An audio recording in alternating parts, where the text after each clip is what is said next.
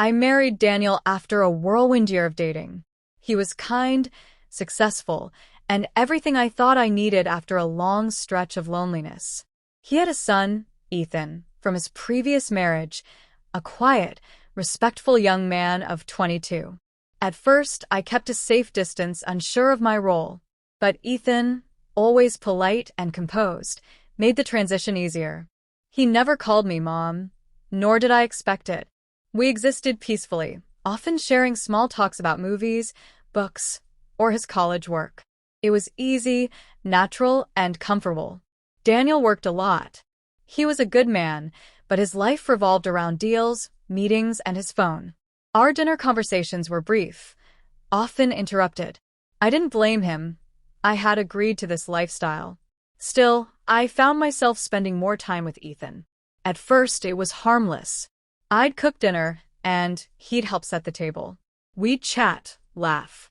I began to look forward to our interactions.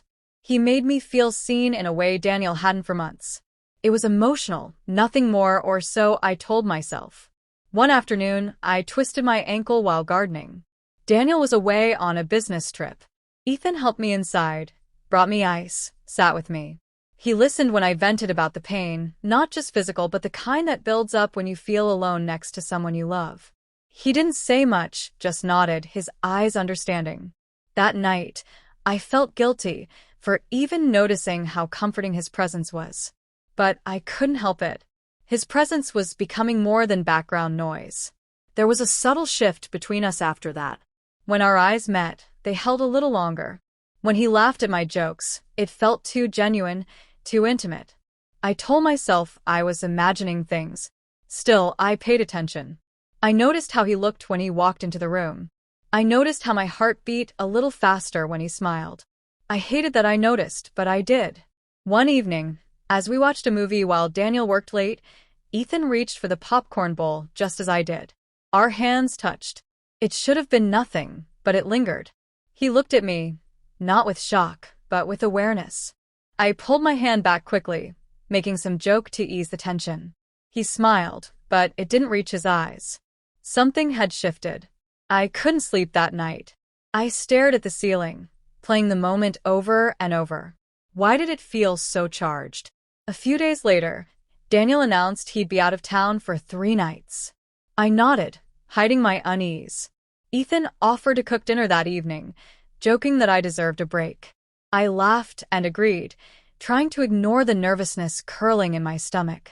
I told myself this was all in my head, that nothing could happen, that nothing would happen. But deep down, I already knew everything was about to change. The night Daniel left, Ethan was already in the kitchen preparing dinner.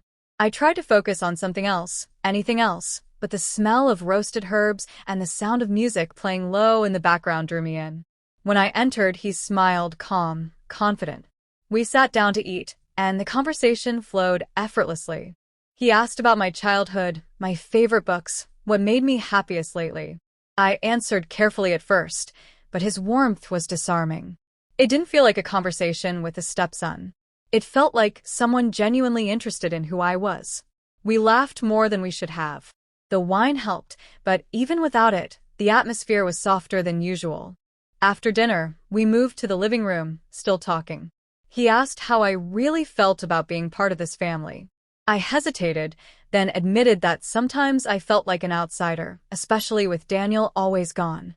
Ethan nodded slowly and said he noticed. His voice was gentle, almost pained. Then he said something that made my heart catch. You deserve more than just being part of the background. The power flickered once, then went out. I stood up too fast, nervous, but Ethan calmly lit a few candles. The room glowed in warm amber light. It was quiet, too quiet.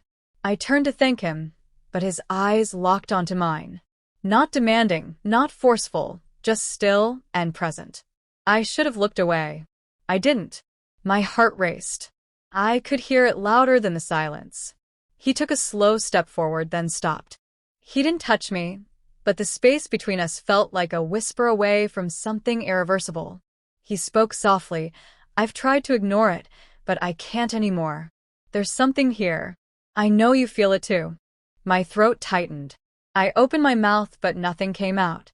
I was frozen, not out of fear, but out of confusion, overwhelmed by feelings I didn't want to admit existed. My hands trembled slightly. I stepped back, more to protect myself than to reject him. "Ethan, this is wrong," I finally said. He nodded, not angry, just sad. "I know, but it doesn't change that it's real." We didn't touch. We didn't kiss. But that moment, those words, that look, felt more intimate than anything I'd experienced in years. I walked away before anything more could happen. In my room, I sat on the bed, breathing hard, trying to understand what just unfolded. I wasn't innocent, and I knew it. That night, sleep didn't come easily. My body was still, but my mind was loud. I kept seeing his face, hearing his voice, feeling the heat of something that never fully happened, but somehow left a scar. By morning, the house felt unfamiliar. I avoided Ethan, unsure of what either of us would say. One night, and everything had shifted. And no one even knew, yet. I couldn't meet his eyes the next few days.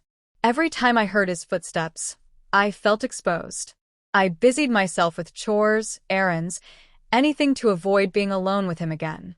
Ethan stayed quiet, distant but respectful. He didn't push, didn't mention that night. But silence wasn't comfort, it was pressure. My thoughts grew louder in the quiet. I felt guilty, even though we hadn't crossed any clear line. But emotionally, I knew we had. Daniel returned that weekend. He walked in, kissed me on the cheek, and asked how everything was. I smiled and lied. That became my routine: smile, lie, pretend. I found myself watching Ethan differently now.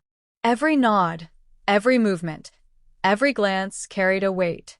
He avoided unnecessary contact, but the awareness never left us. I caught him watching me once when he thought I wasn't looking. He turned away quickly.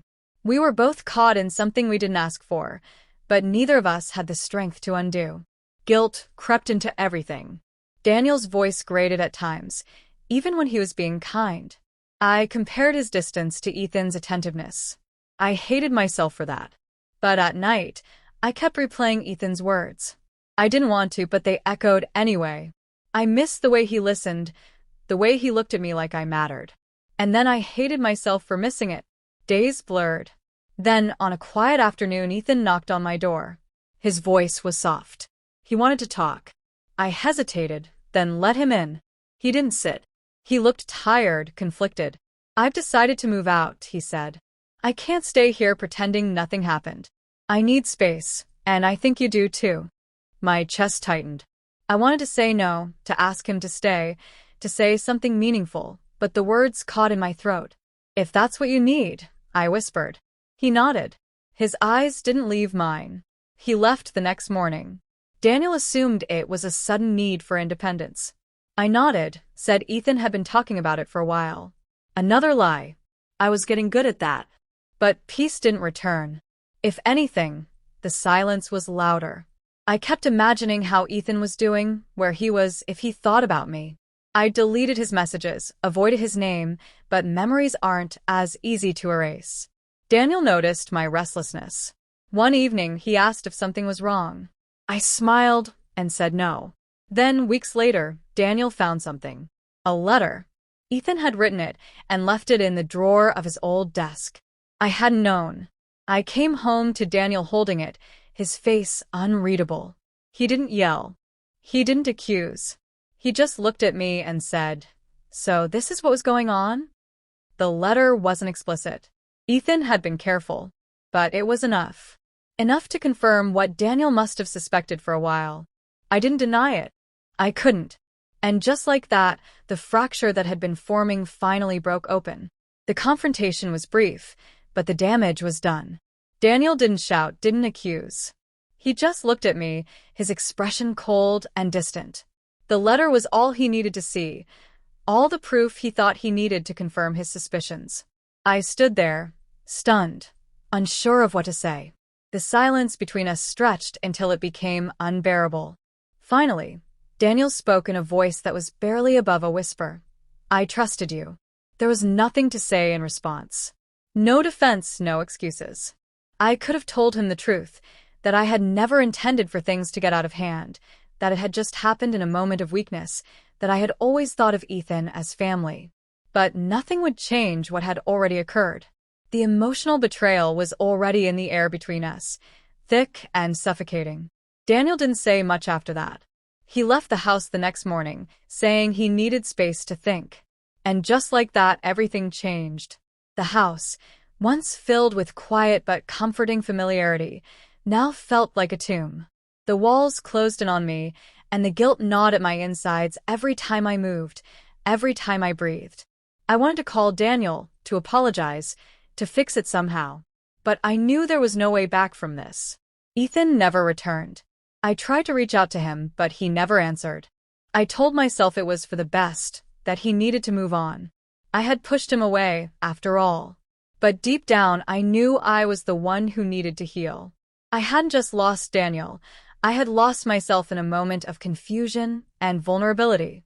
And now I was paying the price. Months passed. Daniel never returned. I still hadn't heard from Ethan. I had become a shell of the woman I used to be. Lost, detached, searching for something to make sense of it all. The nights were the hardest. The silence was a constant reminder of the chaos I had caused. I thought of all the times I had allowed myself to be lulled into thinking everything was fine, even when it wasn't. Then, one evening, I received a message from Ethan. I didn't expect it, didn't want it, but I opened it anyway. It was simple. He said he was moving on, that he wished me peace. There was no mention of what had happened between us, no reference to the pain we had caused each other. It was just a goodbye. I stared at the message for a long time, feeling a weight lift off my chest. The truth was, I had been waiting for this, waiting for closure, waiting for the moment when the wound would finally start to heal. It wasn't a resolution, but it was something. It was an end. In the days that followed, I began to rebuild my life, piece by piece. I tried to focus on what was left of me, on what I could salvage from the wreckage. The guilt didn't disappear overnight. It lingered, always just beneath the surface. But I knew that I had to keep moving forward, even if I didn't fully understand what I was running toward. Love, I realized, was never simple. It wasn't about perfection or ideals or even the people involved. It was about choices. And the choices I made that night had altered everything: my marriage, my relationship with Ethan, my sense of self. But I also understood that sometimes, in the mess of it all, we can still find a way to move forward. And that was the only way I could truly heal.